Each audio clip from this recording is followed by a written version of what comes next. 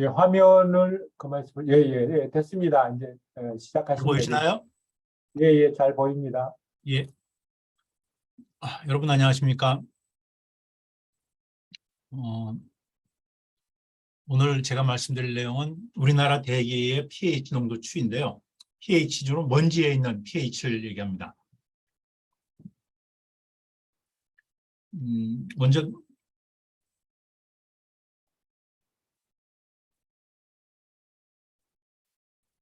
그 pH라는 게 뭔지 아시는 분도 있겠지만 모르시는 분도 있을 것 같아서 pH가 뭔지 먼저 말씀드리고 우리나라 배경 농도가 어느 정도 되는지, 그다음에 우리나라의 그 장기 농도 추이 분석을 하기 위한 측정 자료는 서울이 아마 제일 오래되고 많습니다. 그래서 서울의 농도와 위해도가 어떻게 되는지 말씀드리고, 아무래도 우리나라가 동북아시아에 있고 동북아시아는 편수풍 지역이니까 동북아시아 농도와 주요 배출원에서 말씀드리고요. 그 다음에 pH가 왜 연구가 많이 됐냐면은 이게 다매치 이동을 하거든요. 그러니까 대기로 배출돼서 물이나 그 흙으로 떨어져 갖고서 그 여러 가지 영향을 미칠 수가 있기 때문에 다매치 이동을 말씀드리고, 그리고 앞으로 어떤 연구를 해야 될지, 정책은 어떻게 해야 될지에 좀 대해서 말씀드리겠습니다. 그리고 중간에 언제든 질문이 있으면 채팅창이라든지 아니면 그냥 중간에 말씀을 해주시면 좋겠습니다. 말로 하시는 게 제일 편할 것 같네요. 자, pH라는 건 다환 방향적 탄화수소입니다. 그러니까 다환이니까 벤젠 고리가 여러 개 있다는 뜻이고요. 방향족이니까 벤젠이라는 뜻이고요. 탄화수소니까 C하고 H로 되어 있는 겁니다. 그래서 폴리사이클릭 아로마틱 하이드로카본이고, 그러니까 벤젠 링이 2개 이상인 것을 이제 다환 방향족 탄화수소 pH라고 합니다. pH는 그 주로 세 가지 관점에서 대기 환경에서 관심이 있었는데요. 일단 이것이 그 유기물의 불완전 연소에서 생깁니다. 유기물이 완전 연소하면 CO2와 물로 바뀌는데 불완전 연소하니까 공학적 관점이죠. 그러니까 연소 효율이 안 좋을 때 많이 생기죠. 그리고 연소 효율이 뭐 안 좋더라도 뒤에 제거를 많이 하면 되는데 제거 효율이 나쁘면 이제 대기로 배출이 되는 거고요. 그러니까 공학적 관점에서는 얼마나 연소가 잘 됐느냐, 그다음에 얼마나 제거를 잘 시켰느냐라는 게 되고, 그리고 또 하나는 이 배출원에 따라서 이 벤젠 고리를 가진 pH의 성분들의 비율이 달라집니다. 그러니까 배출원 특성을 나타내거든요. 이건 좀 다음 장에 말씀드리겠습니다. 그래서 이건 대기 환경 관점에서 배출원의 특성을 파악하는 데 도움이 됩니다. 그리고 pH를 먼저 연구한 가장 큰 이유는 인체 영향입니다. 보건학적 관점이라고 생각이 되는데 상당히 여러 성분들이 발암성 물질입니다. 다음 장을 보시면 미국 환경보호청이 16가지 성분을 그 priority pH 컴파운드라고, 그러니까 우선 pH 성분이라고 했는데 이 빨간색 벤조이파이렌이 그 그룹 1 발암물질이고요. 그룹 1은 확실한 발암물질이라는 뜻입니다. 그 다음에 7개 이 파란색으로 친 것들이 EB 그룹, 그러니까 발암성의 가능성이 높은 것으로 되어 있습니다. 그래서 EU에서는 가이드라인으로 PM10에서 미세먼지에서 1나노그램 퍼 세제곱미터의 BAP가 이제 연평균이 된다는 거고, 중국의 경우에는 연평균 1나노그램 퍼 세제곱미터는 같지만 데일리는 그러니까 일평균은 2.5를 기준으로 설정하고 있습니다. 그러니까 제일 중요한 거는 일단 pH가 발암물질이니까 사람들 관심 있는 겁니다. 그 다음에 공학적 관점, 그 다음에 대기환경적 관점이 있는 거죠. 그래서 1980년대부터 우리나라에서 이제 연구를 시작했고요. 이건 손동원 중앙대 약대에 계시다가 퇴직하신 손동원 교수님 이 논문을 쭉 이제 정리한 문집인데 보시면 1984년에 서울시 대기부유분진의 벤조이파이렌과 무기음이온 및 중금속 농도를 측정하셨죠. 그러니까 84년 정도의 pH, 이온, 원소 성분을 분석하셨고 86년에 다환 방향적 pH를 분석하셨고 뭐 쭉 하셨습니다. 그리고 여기 보이듯이 한자지만 다환 방향적 탄화수와 발암성 해서 이제 특집까지 이제 하게 됐죠. 그러니까 보건학적 관점으로 먼저 연구를 시작하게 된 겁니다. 1980년도 후반에 그 지금 수원과학대에 계신 서영화 박사님께서 표준과학연구원에 계시는 허기석 박사님과 같이 그 굴뚝연기에서 나온 이제 먼지에서 이제 pH를 분석을 하셨고, 그다음 서영화 박사님, 그다음에 카이스트에 박사과정으로 들어가신 다음에 구자공 박사님이랑 같이 그 대전의 여러 지역에서 pH를 분석해서 주 배출원을 밝히신 적이 있습니다. 예를 들어서 대전역 같으면은 제일 많은 성분이 벙커CU. 벙커CU라는 게 아주 무거운 기름입니다. 옛날에 그 기차에도 쓰고 뭐 여러 가지 썼고요. 그 다음에 태평동 주거 지역에 같은 경우는 연탄이 상당히 많이 나오더라. 연탄 구공탄입니다. 그래서 이 대기 환경 관점에서 이렇게 배출원에서의 농도, 그다음에 그 주요 배출원에 대해서 하신 적이 있습니다. 그다음에 이거는 그 이지 박사님이 내신 논문인데, 예를 들어 석탄에서 발전소에서 했을 때는 아까 말한 16가지 성분 중에 성분 B가 이렇게 나오더라. 그다음에 석탄을 가정집에서 태울 때는 이렇게 나오더라. 그다음에 휘발유와 디젤 같은 성분이 이렇게 나오더라 하는 거에서, 쉽게 얘기해서 미세먼지에서 pH 성분을 분석하면 되게 어떤 배출원이 중요하구나라는 걸 알 수 있게 이제 하게 됐습니다. 이게 수용 모델인데 좀 이따 말씀드리겠습니다. 그래서 다시 말씀드리면 그 배출원의 특성, 그다음에 배출 효율, 그다음에 보건학적 발암성 같은 것 때문에 pH가 관심이 갖게 됐고, 우리나라에서는 1980년대 중반서부터 분석이 시작이 됐습니다. 그 pH는 유기성분입니다. 그 C하고 H로 되는 거니까 주로 GC를 써서 분석을 하고요. 그 기본적인 방법은 미국 EPA에서 1999년에 나온 보고서에 따라서 되게 많이 했습니다. 어떻게 했냐면 고유랑 하이볼륨 샘플러야 한 다음에 삭슬렉 익스트랙션, 그 다음에 이베퍼레이션하고 클리닝, 그 다음에 GCMS 분석인데, 삭슬렉 익스트랙션이라는 건 조금 말씀드리면 뭐냐면은 그 일단 한 하루 정도 걸리고요, 추출하는데 아주 여러 개의 유리관을 써가지고서 그 하이볼륨 샘플러에서 나온 시료를 그 디메틸 클로라이드 같은 용매 그 녹인 다음에 그거를 그 계속 추출을 하는 겁니다. 그 다음에 증발을 시켜서 농축시킨 다음에, 농축시키는 것도 실리카 겔 같은 걸로 이제 크로마토그래피로 이제 클리닝하는 겁니다. 그다음에 GCMS 분석을 하는 거고요. 이렇게 익스트랙션하고 컨센트레이션 하는데 거의 이틀 정도 걸립니다. 제가 2000년대 초에 pH를 처음 분석할 때는 이 방법을 썼습니다. 워낙 시간이 많이 걸리고, 그래서 다음번에 보통 어떻게 하냐면은 요즘은 초음파 추출을 주로 합니다. 그러니까 고유랑 샘플러로 채취해서 DCM이나 메틸알코올로 추출한 다음에 그걸 넣고 초음파 추출을 하고 한 30분에 2번 정도 하면 됩니다. 그 다음에 필터로 클리닝하고, 뭐 실리카 겔로 뭐 하는 게 아니고요. 그 다음에 GCMS로 하게 됩니다. 이런 식으로 하게 됩니다. 울트라소니케이션 샘플링 한 다음에 DCM과 보통 메틸알코올 넣고 그 30분씩 2번 초음파 추출하고, 농축기에서 농축한 다음에 이런 시린지 펌프로 그냥 클리닝하고 다시 농축한 다음에 GCMS로 분석을 하게 됩니다. 엄청나게 빨라졌습니다. 맨 처음에 2000년 초에는 초중반에는 이 방법과 이 방법이 거의 같은 회수율을 간다는 걸 보여주는 논문까지 쓰느라고 고생했었습니다. 어쨌든 간에 되게 빨라졌죠. 요즘은 거의 이 방법을 씁니다. 자, 그럼 이제 배경지역 농도부터 말씀드리겠습니다. 배경지역은 일단 오염원이 접근되고, 그래서 대기오염물질 이동 특성에 적합합니다.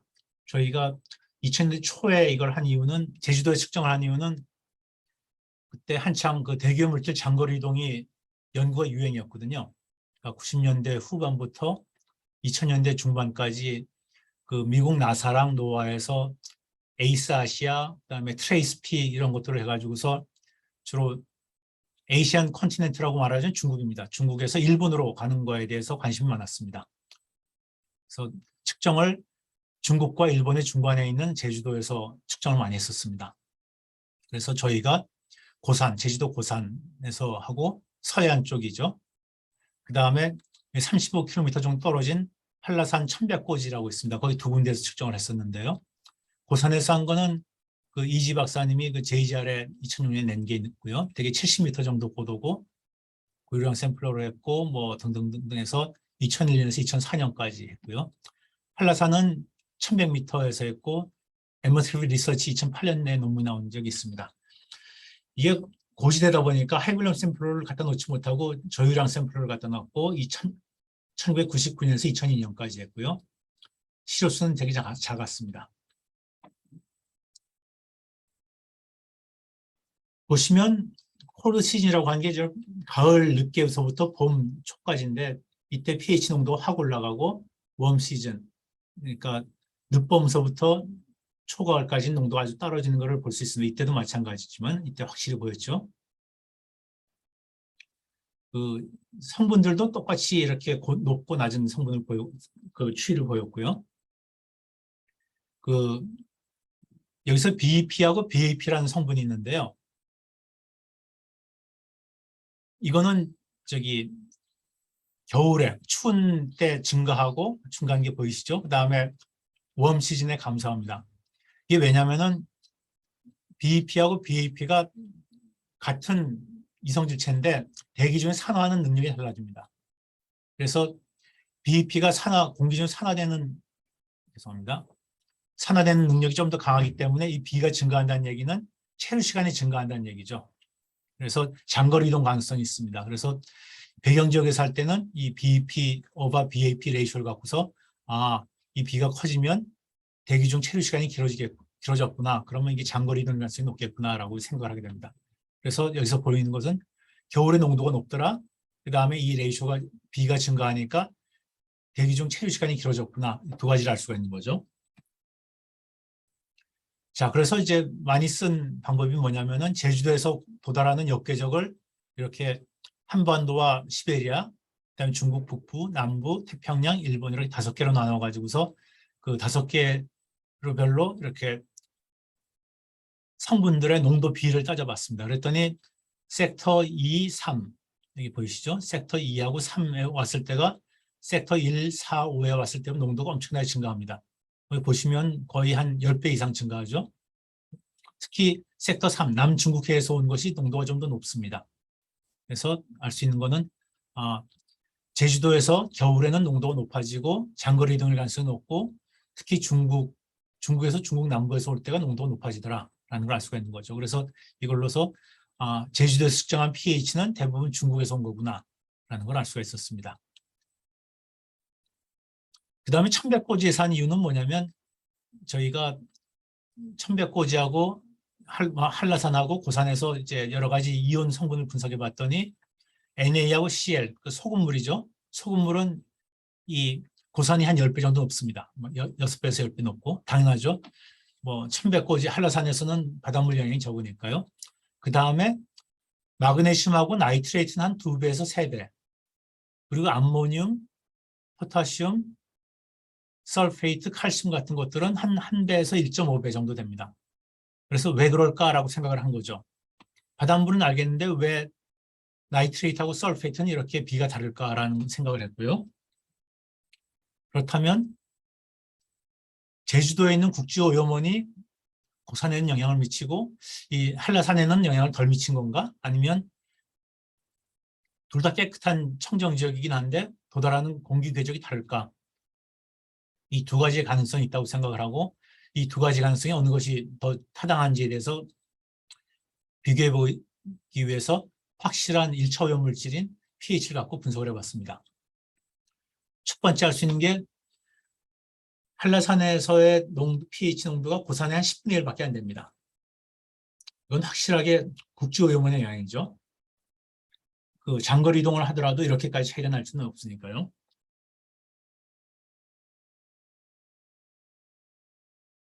그 다음에 그 아까 BEP하고 BAP B를 보시면 고산은 B가 한 1 왔다 갔다 하는데 한라산하고 아마미하고 미야코는 그 일본의 청정 지역입니다. 좀 떨어진 데고 캐나디안하고 러시아 북극 지역인데 여기가 B가 한라산하고 비슷합니다. 그렇구나. 그러면은 아까는 이 전장은 국지적인 오염이 되게 심할 것 같고 여기는 체류 시간이 다르구나. 그럼 이제 확실하게 고산에는 국지적으로 발생된 그 pH가 영향이 있구나라는 것을 알게 됐습니다. 그리고 혹시 모르니까 이제 역궤적을 보고 바람 방향을 봤는데 그 이 고층 기상을 볼 수 있는 거는 제주도 고산밖에 없거든요. 고층 기상을 보니까 바람 방향이 그 한 1000m까지는 한 이 북쪽이 좀 강한 것 같은데 그 다음에 1000m 이상에서는 서쪽이 강한 것 같습니다. 이것만 갖고는 잘 모르겠고요. 그래서 역궤적 분석할 때 보통 그 노아의 하이스플릿을 쓰시죠. 거기 보시면 이제 이걸 보시면은 트래젝토리 하이트를 따라서 해봤는데 궤적이 보통 아주 높은 데서 온 거랑 한 1000에서 2000m 온 거랑은 궤적이 많이 다르더라고요. 이럴 수도 있겠구나. 그렇지만은 그 이 한라산과 고산에서 이 역궤적만 갖고는 이제 이게 장거리 이동을 해갖고서 들어온 궤적이 다르다는 것을 밝히기 힘들어서요. 조금 더 생각을 해봤습니다. 다행히 그 서울대 그 윤수창 박사님하고 김상호 박사님께서 라이다를 고산에 측정하셨거든요. 그래서 봤더니 먼지층이 대개 한 1.5km 이상에서는 먼지층이 다르다라는 게 밝혀졌고요. 그 다음에 하이스플릿 나온 그 소위 말하는 믹싱 뎁스는 한 1000m 정도였습니다.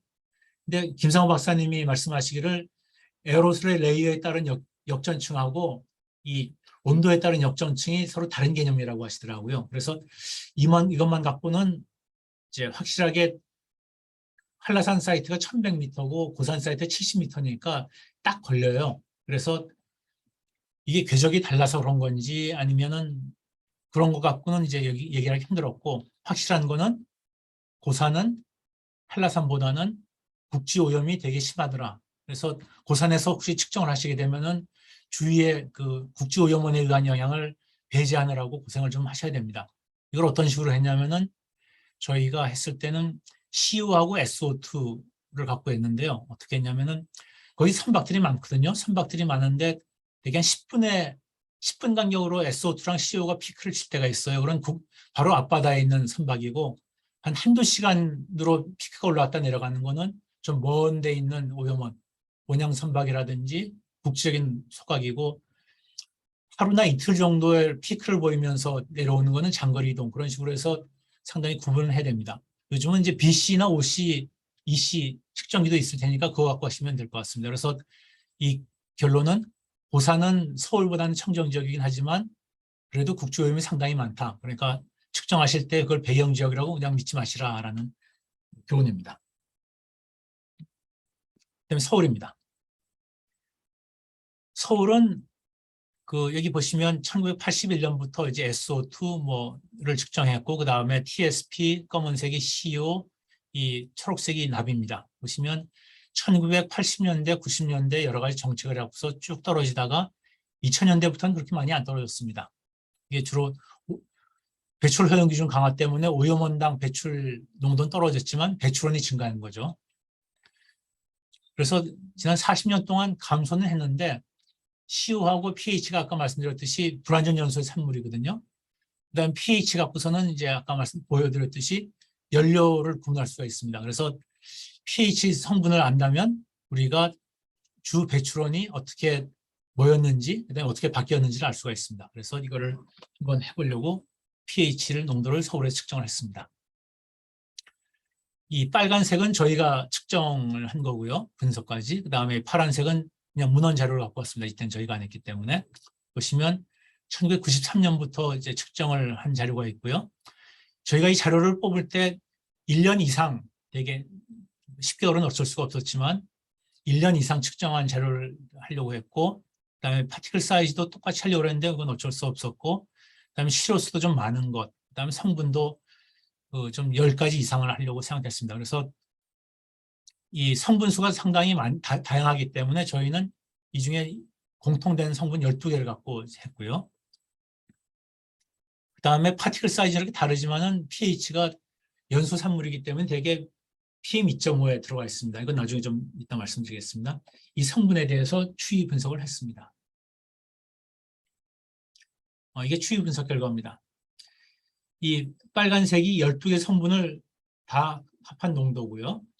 그 다음에 이 파란색은 뭐냐면은 BAP가 아까 일종 1군 발암물질이었거든요. 그래서 이 12개 성분의 독성을 이 BAP랑 치환을 한 게 있습니다. 등가 독성이라고 있거든요. 그래서 이거를 농도 곱하기 등가 독성을 곱해갖고서 일종의 그 가중 평균을 한 겁니다. 보시면 그래서 이제 BAP 농도로 환산한 12개 성분이고 BAP만은 또 이제 EU랑 중국에서 가이드라인을 기준 나와 있으니까 했는데요. 보시면 90년대 후반에 제일 높아졌다. 그다음부터 쭉 감소를 하고 있고요. 이 점선이 뭐냐면 그 중국의 기준, 그다음에 EU의 가이드라인입니다. 이거를 CO하고 EC하고 아까 보여드린 그 BAP 이퀴발런트랑 이제 같이 그린 그림인데요.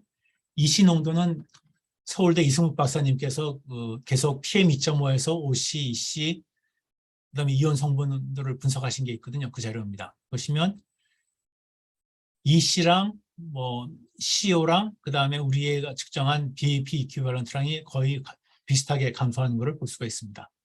그래서 상당히 농도가 지난 2000년대 이후에는 감소했구나라는 걸 알 수 있고 EC, CO도 같이 감소했다는 걸 알 수가 있습니다.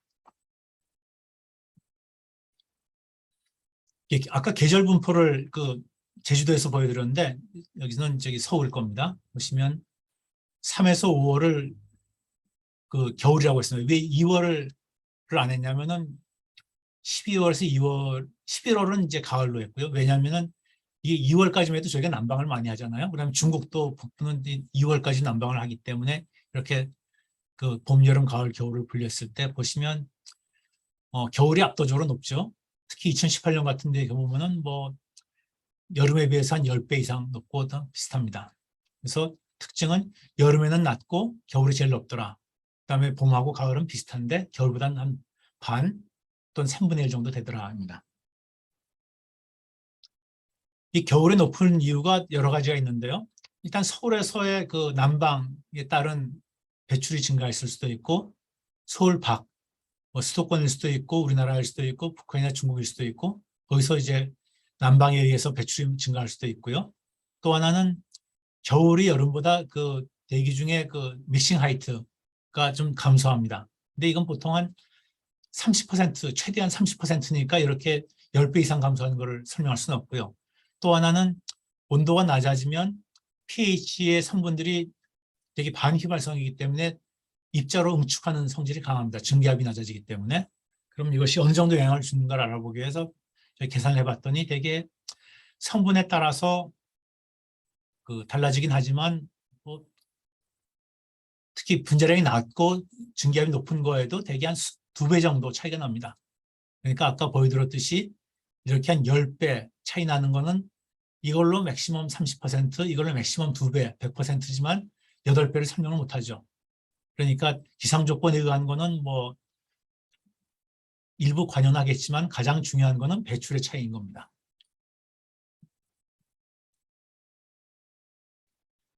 그럼 배출의 차이를 이제 하기 위해서 아까 몇 개 적을 분석을 할 텐데 또 하나 알 수 있는 게 소위 말하는 이런 다이고나스틱 레이쇼라는 겁니다.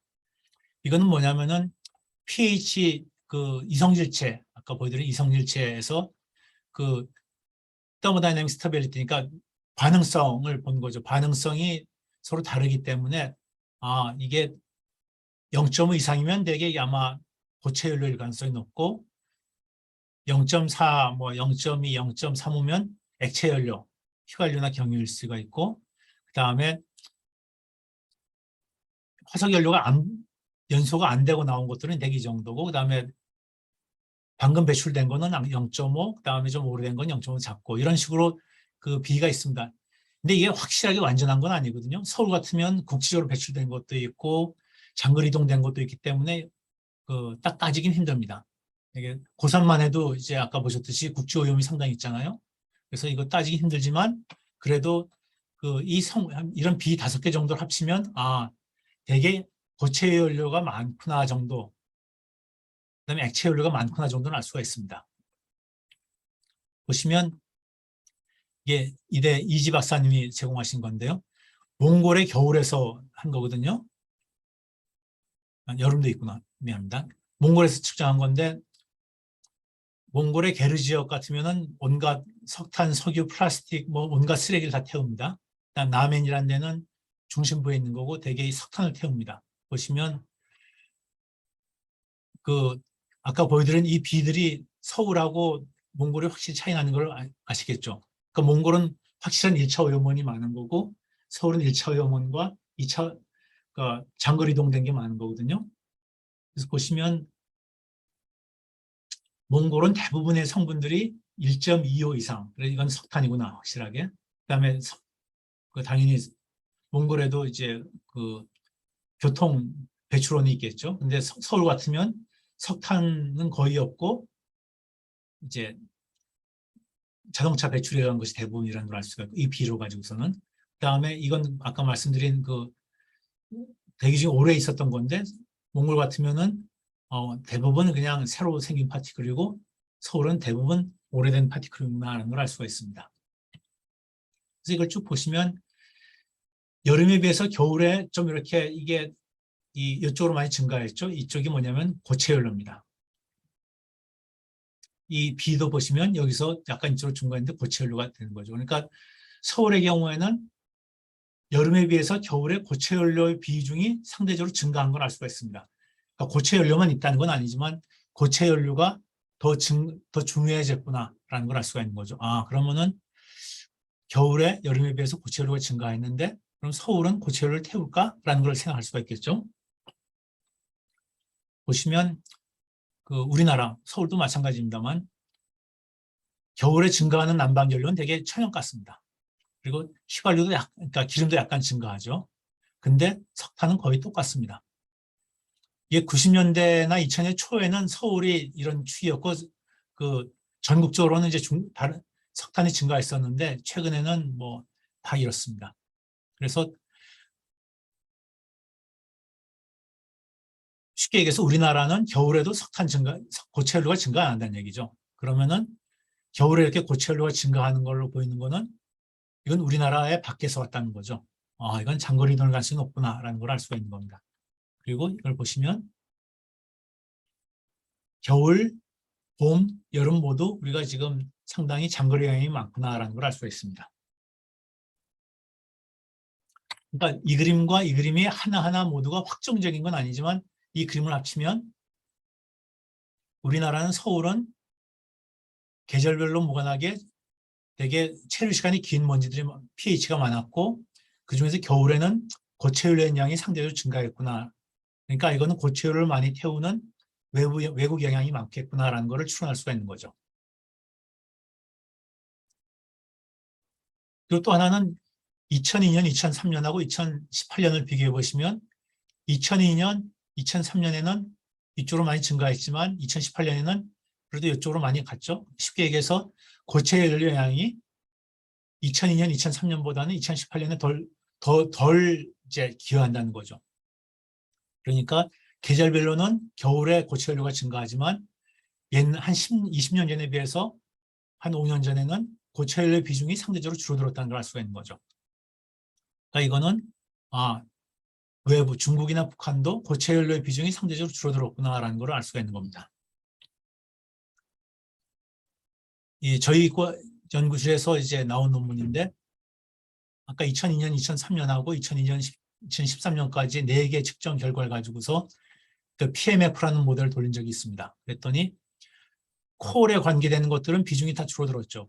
그 코크오븐, 그러니까 석탄으로 제철소에 쓰는 것, 집에서 쓰는 것들이 비중이 감소했고 자동차에 의한 것은 약간 증가했고 바이오매스 버닝은 뭐 증가했다가 감소했고 잘 모르는 것이 증가했습니다. 그래서 이것도 석탄에 의한 영향은 감소하고 자동차 영향은 증가했다라는 걸 서울에서 이제 보여준 거죠. 그러니까 왼쪽에 있는 그림과 비슷한 추이를 보여준 겁니다. 그러면은 겨울에 남방에서 pH가 증가하고 남방은 특히 고체연료의 가능성이 높고 한국에서는 고체연료가 석탄이 겨울에 증가하지 않으니까 이건 주로 외국 영향이겠구나라는 걸 알 수가 있습니다. 쭉 보시면 그 고체연료는 많이 감소했다는 거고 그 다음에 베이클은 많이 증가했고 배출 허용 기준은 강화됐지만 그래도 자동 대수는 증가했고 그래서 아마도 그 이런 규제가 이제 pH 농도 자체를 줄이는 것, 아까 본 그 이시랑 같이 감소해서 했지만 그래도 외부에서 오는 영향은 어느 정도 있구나라는 걸 알 수가 있습니다. 그다음 캔서 리스크입니다. 이게 소위 말하는 몬테카를로 시뮬레이션을 이제 보통 많이 하는데요. 보시면 그 익스포저 팩터라는 거는 국립환경과학원에서 이렇게 2019년에 해놓은 게 있습니다. 그래서 뭐 몸무게는 얼마일 땐 얼마, 뭐 이렇게 쭉 해놓은 게 있거든요. 그래서 이런 것들을 여기다가 집어넣고서 몬테카를로 시뮬레이션 하게 되면은 딱 나옵니다. 2002년, 2003년에는 모든 인구, 남녀, 성비, 그다음에 연령대에 따라서 시마스 6승이라는 게 일종의 초과 바람도거든요. 이것이 그 위해도의 일단 기준입니다. 이거 높으면 100만 명당 1명이 pH 때문에 암에 추가로 걸릴 수 있다는 거고요. 모든 연령, 모든 성별로 이렇게 암 발암 가능성이 높았는데 지금 와서는 그 남성 0세에서 1세 유아만 발암 가능성이 좀 높아졌습니다. 여기에 대해서는 좀 이따 말씀드릴게요. 이것이 전부가 아닙니다. 일단 pH만으로는 발암 위해성이 대부분 줄어든 것을 알 수가 있습니다.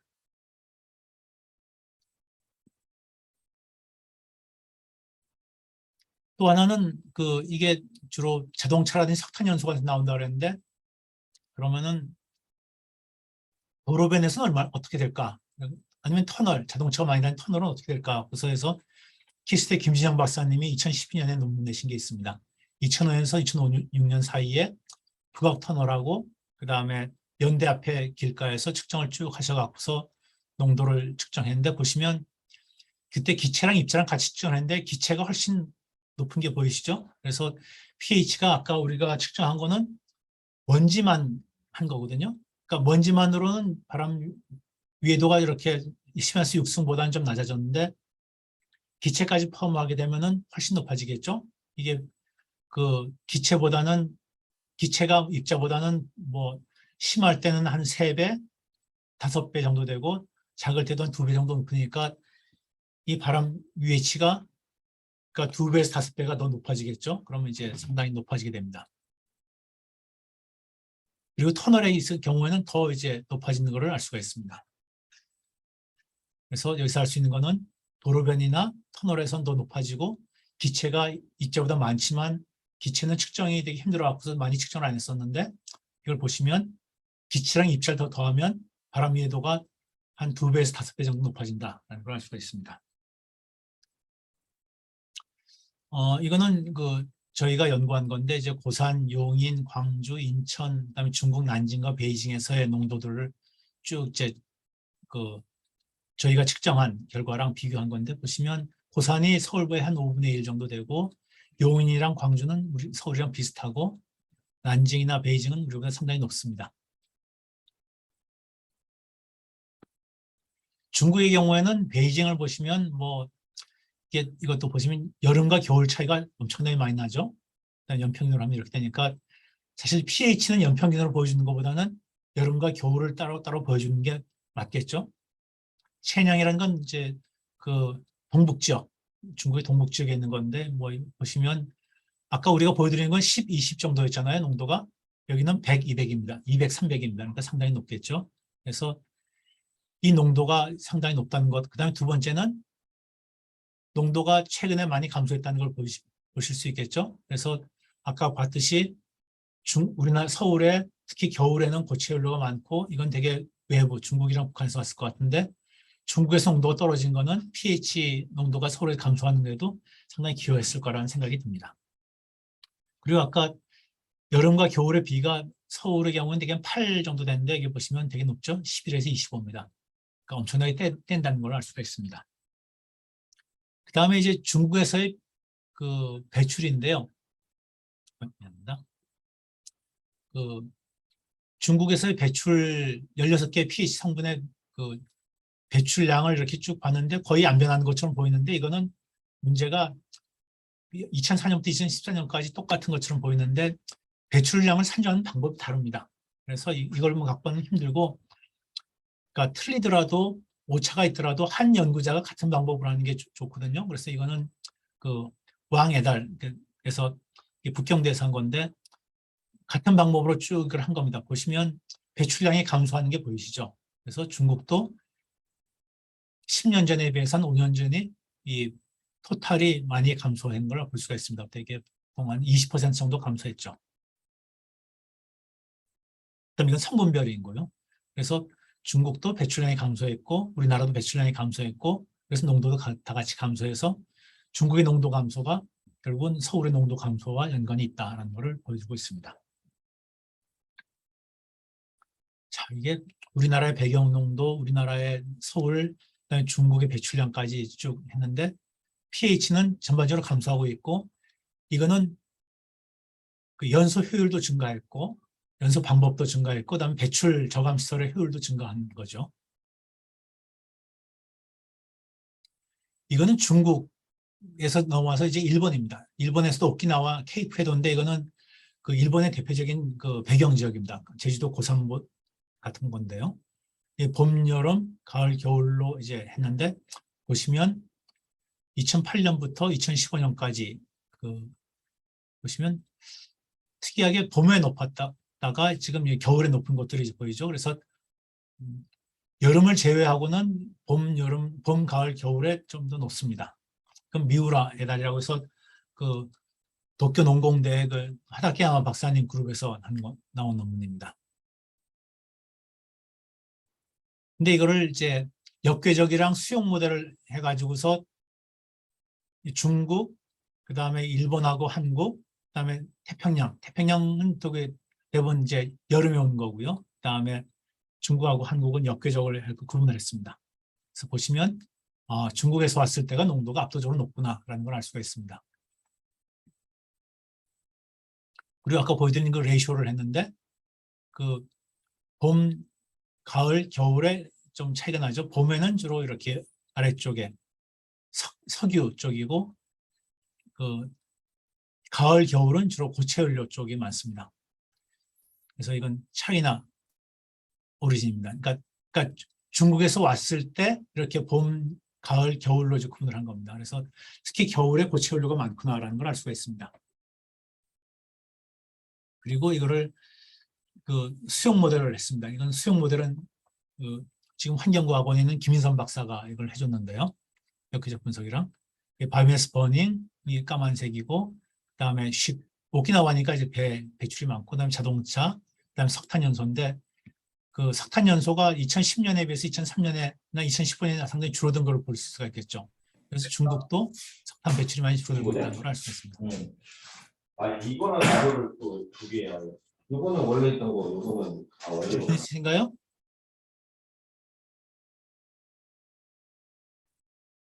아니군요. 예, 계속 하셔도 되겠습니다. 그럼 아까 이 수용 모델 PF 모델이라는 걸 이제 보여드렸는데 그 서울에서도 보여드렸고 이제 오키나와에서도 보여드렸고 그 수용 모델이라는 건 뭐냐면은 이런 겁니다. 여러분 아마 소금물하고 맹물을 섞으면은 소금물 농도가 얼마나 되는지 중학교 때 하셨을 것 같은데 그겁니다. 그러니까 이 네모난 배출원에서는 A만 나오고 세모난 배출원에서는 B만 나온다고 치고 여러분이 사는 집 앞에서 측정을 해봤더니 A하고 B가 3대 7이다. 그러면은 이 미세먼지의 기여도는 네모가 30%, 세모가 70%뭐 뻔하죠. 그다음에 소금물입니다. A하고 B가 1대 9로 나오고 네모난 데서는 세모난 데서는 8대 2로 나오는데 여러분이 집에서 측정했더니 5대 5더라. 그럼 2원 1차 연립방 정식을 풀어서 네모는 7분의 3, 세모는 7분의 4가 되겠죠. 이게 수용 모델입니다. 그러니까 CMB라고 케미컬 매스 밸런스라고 하는 거고 아까 말씀드렸듯이 pH는 배출원에 따라서 그 성분 비가 달라지니까 수용 모델을 쓰면은 배출원을 파악하는 데 도움이 됩니다. 근데 문제는 이 성분 비가 그 달라질 수가 있죠. 장거리 이동하면서. 그다음에 시간에 따라 달라질 수가 있죠. 배출 효율, 그러니까 연소 효율도 달라지고 제어시설 효율도 달라지니까. 그래서 CMB를 쓰기는 조금 힘듭니다. 특히 서울에서는, 우리나라에서는. 그래서 PMF라는 걸 많이 씁니다. 그래서 맨 처음에 저희가 CMB를 썼습니다. 아까 이지 박사님이 그 소스 프로파일에서 쭉 해서 서울에서 그 2002년, 2003년에 나온 거를 연평균으로 이렇게 되지만 계절별로 보니까 겨울에 특히 이 빨간색 가정에서 태우는 석탄 비율이 증가하더라. 그 2002년 3년이면 가정에서 석탄 되게 안 뗄 때거든요. 서울에서는. 그러니까 이거는 주로 외부 영향이라는 거고 주로 중국일 가능성이 높습니다. 그 다음에 놀랍게도 바이오매스 버닝이 엄청나게 증가합니다. 겨울에. 그래서 석탄 연소는 뭐 중국에서 많이 떼는다고 문헌에 나와 있고 배출량도 나와 있으니까 알겠는데 바이오매스 버닝이 이렇게 많단 말이냐? 중국의 배출량을 보면 바이오매스 버닝이 이 석탄 연소보다 많지는 않거든요. 그래서 이것이 어디서 왔을까 고민하다가 딱 이제 저희가 생각한 게 역궤적이 중국에서 직접 왔을 때랑 그 다음에 북한을 통해서 왔을 때를 또 구분해 봤습니다. 봤더니 이 중국을 직접 왔을 때 농도가 북한을 통해서 왔을 때보다 훨씬 작았고요. 한 반 정도 되고요.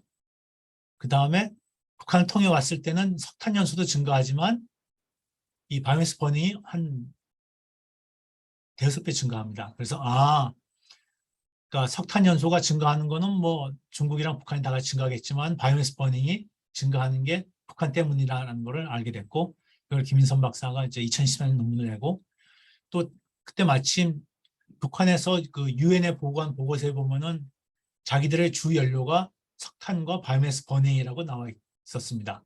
특히 그 가정집에서 히팅을 할 때는 대부분 바이오매스 버닝을 쓴다고 해서 그걸 근거로 해서 이건 주로 이 역궤적과 그 북한의 그 유엔에 낸 논문을 그 보고서를 바탕으로 이건 주로 중국에서 온 것이 아니고 북한에서 온 것이구나라는 거 밝힌 적이 있습니다. 그러니까 쉽게 말해서 서울에서 관측된 pH는 서울 것도 있지만 상당히 많은 부분이 중국과 북한에서 왔다는 거죠. 근데 아까 말씀드렸듯이 장거리 이동하면은 그 반응해갖고 좀 없어질 가능성도 있지 않습니까? 그다음에 침적할 수도 있고 그래서 오다가 이제 없어지는 것까지 고려해서 한번 계산을 해본 적이 있습니다. 이건 배출된 것이 그대로 온다고 가정한 거고 이거는 3시간 정도면 한 그 60%가 제거된다고 가정했을 때는데 거의 빨간색 코크오븐에 의한 것이 비율이 약간 변하긴 했지만 그 중요한 거의 순서는 그대로 거의 1위, 2위, 3위는 거의 똑같이 나옵니다. 그래서 배출원의 순서는 안 바뀌고 그 절대값만 좀 바뀌는구나라는 걸 알 수가 있었습니다. 그래서 그 장거리 이동하면서 변환되는 것을 고려하지 않더라도 이 결론은 숫자는 조금씩 바뀌지만 중요한 배출원은 똑같다는 것을 저희가 그 입자 에러스라 교재에 밝힌 적이 있습니다.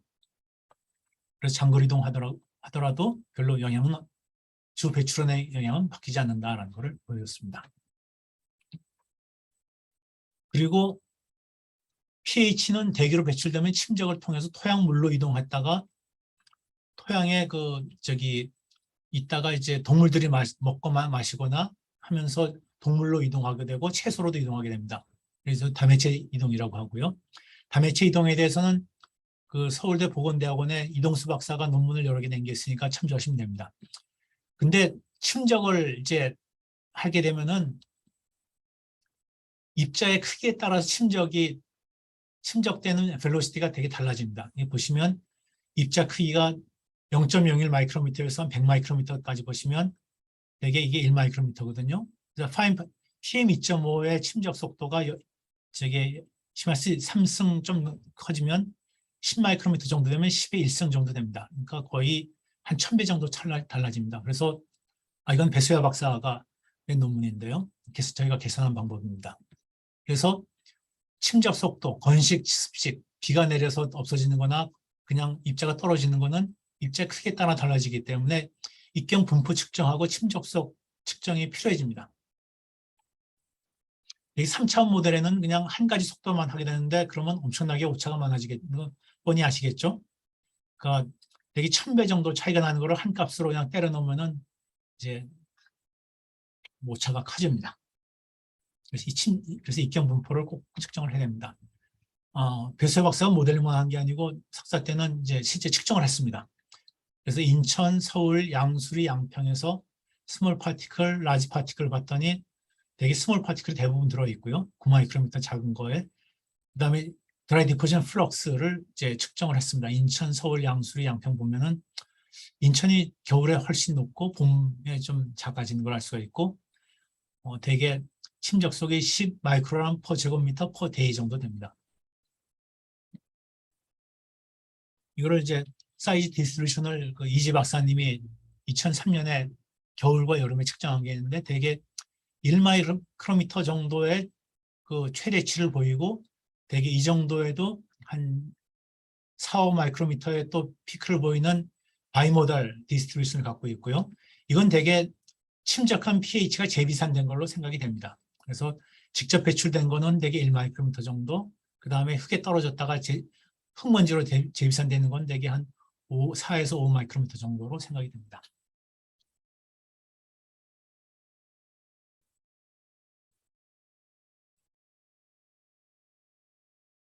자, 그러면 앞으로 연구를 어떻게 뭘 하면 좋을까?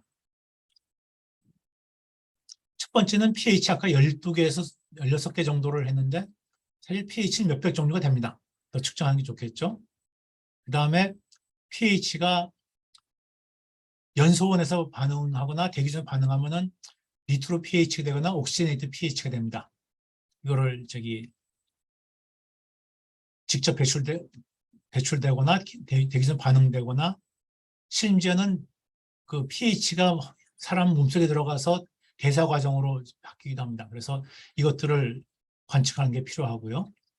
그 다음에 사실은 pH를 환경부에서 계속 측정을 하고 있습니다. 이것도 좀 이제 개선할 필요가 있고요. 이 세 가지를 말씀드리겠습니다. 기초과학지원연 장경순 박사님이 그 동북아시아 미세먼지 사업단 과제에서 측정하신 건데요. 그 pH를 한 800종류를 분석을 하셨습니다. 근데 서울에서 한 300종류, 서산에서 150종류, 베이징에 450, 울란바토르는 한 500종류를 분석하셨는데 이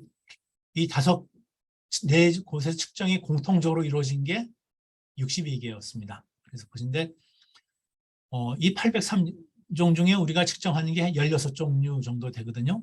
그러니까 독성이 더 심한 것들이 농도는 낮지만 있게 된다면 아까 보여드린 서울에서 pH 때문에 독성이 뭐 심할수 육수보다 낮다라고 말한 말은 사실은 정확한 말이 아니죠.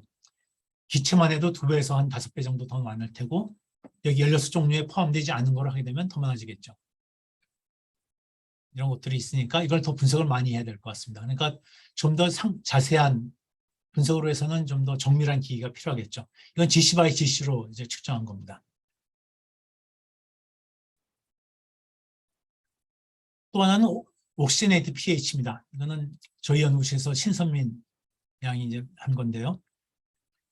2009년에 그 측정한 게 있고 저희가 측정한 게 있고요. 그래서 측정한 걸 보시면 저희가 2020년에 측정한 게 있고 2006년에 측정한 게 있습니다. 이게 pH 홍해달이 2009년에 쓴 논문, 리아델 2017년에 쓴 논문이 그 2006년에 측정한 거고요. 보시면 pH도 그렇고 OPH도 그렇고 농도가 조금 줄어드는 들었습니다. 근데 pH 농도가 상당히 크죠. 여름 같은 경우에는 오히려 pH보다 옥시네이트 pH가 높습니다. 그리고 문제가 뭐냐면은 옥시네이트 pH가 이 pH보다 독성이 더 강하다고 알려져 있습니다. 무슨 얘기냐면은 아까 말한 그 독성 평가는 12종의 pH만 갖고 한 거거든요. 입자상에. 근데 기체상을 더하면 더 높아질 테고 12개의 외 걸 더하면 더 높아질 테고 거기다 옥시네이트든지 니트로 pH를 더하면 더 높아지겠죠. 그러니까 아까 말한 그 pH의 그 독성이 심화수 육순보다 대부분 낮다고 말하는 거는 12가지 입자상 성분에 대해서만 그렇고 기체에 더하고 다른 성분 더하고 옥시네이트나 니트로 pH를 더하면 이게 아주 위험한 성분이 아직도 위험하다는 걸 알 수가 있습니다. 이거는 기초과학지원연의 장경순 박사님이 니트로 pH와 옥시 pH를 분석하신 건데 뭐 되게 높습니다. 그래서 이런 것까지 다 하면 독성이 더 높아지기 때문에 이거를 더 연구를 해야 될 필요성은 아직도 있다고 생각이 되고요. 그러니까 정부에서 2005년부터 측정을 했어요. 그때는 1년에 4번 측정을 4분기마다 4분기마다 측정해서 이제 거의 7가지를 했고 2018년부터 이제 그 한 달에 2번씩 매달 하고 있습니다. 16가지 성분을 하고 있고요. 그래서 이것이 그 환경부에 측정하고 환경공학에 측정하고 있는 성분 자료인데 2006년부터 해서 6가지에 대해서 7성분인데 6가지를 거의 골라서 쭉 했는데 상당히 낮은 걸로 나오죠. 근데 문제는 이겁니다. 아까 저희가 한 6개인가 8개의 연구 결과를 비교한 거를 했는데 6개에 대해서는 거의 잘 나오죠. 상관관계가 R제곱이 0.8 정도는 괜찮은데 성분별로 하면은 이게 그렇게 상관관계 좋지가 않습니다. 그러니까 환경부에 측정한 거랑 저희가 문헌에서 측정한 성분 농도랑 비교하면은 거의 관계가 없죠. 쉽게 얘기해서 아직 그 측정 결과의 신뢰도가 환경과학원이 맞고 이 문헌에 나와 있는 값이 틀릴 수도 있고요. 이 문헌에 있는 값이 상당히 정확하고 환경부 값이 틀릴 수도 있고 둘 다 틀릴 수도 있습니다만 둘 다 맞지는 않습니다. 그래서 근데 문헌에 나오는 건 자기들이 어떻게 정도 관리를 했고 불확실도가 어느 정도 된다고 알려져 있는데 환경부 거는 불행하게도 그 정도 관리라든지 불확실도에 대한 값이 없어서 저희가 불확도를 평가하기가 힘듭니다. 그래서 아마도 그런 것들에 좀 더 신경을 써야지만 이런 값들에 대한 신뢰도가 높아지지 않을까 생각합니다. 그래서 앞으로 연구할 거는 더 많은 pH 성분들을 이제 분석하는 것, 그다음에 옥시네이트랑 니트로 pH, 그리고 최근에 울산과기원의 최상득 박사님이 그 할로게나 pH를 분석하셔서 내셨는데 문제가 할로게나 pH 성분의 농도가 그렇게 낮은 것도 아니고 위에도는 아까 말씀드린 옥시네이트나 니트로 pH보다 훨씬 높더라고요. 그래서 그런 것까지 고려해서 위해성을 평가한다면 지금 pH에 의한 위에도는 그러니까 상당히 높을 것 같습니다. 특히 산업단지의 경우에는. 그래서 여러 가지 성분들을 더 분석해야 된다는 것, 그 다음에 환경부의 이 측정망 자료를 조금 더 고도화 개선할 필요가 있다는 것, 3가지가 앞으로 우리나라의 연구 방향이라고 생각이 됩니다. 감사합니다. 질문 있으면 해주시죠. 예, 아유, 감사합니다. 이렇게 또 pH에 대해서 이렇게 장기간 지속적으로 연구하신 줄은 저도 오늘 강의 듣고 처음 알았네요. 예, 관심 가지고 계신다는 거 하는데, 그래도 이렇게 pH를 또 여러 측면에서 쭉 분석을 해서 아마 꼭 pH뿐만 아니라 이런 그 연구하는데 큰 어떤 뭐라고요? 방법론이나 이런 힌트를 많이 얻었을 것 같아요. 이렇게 강의 들으신 분들이. 이렇게 다양하게 또 뭐 브로치해서 분석해서 뭔가 의미를 찾아가시는구나. 우리 강의 들으신 분 궁금한 거 있으시면 질문해 주셔도 됩니다.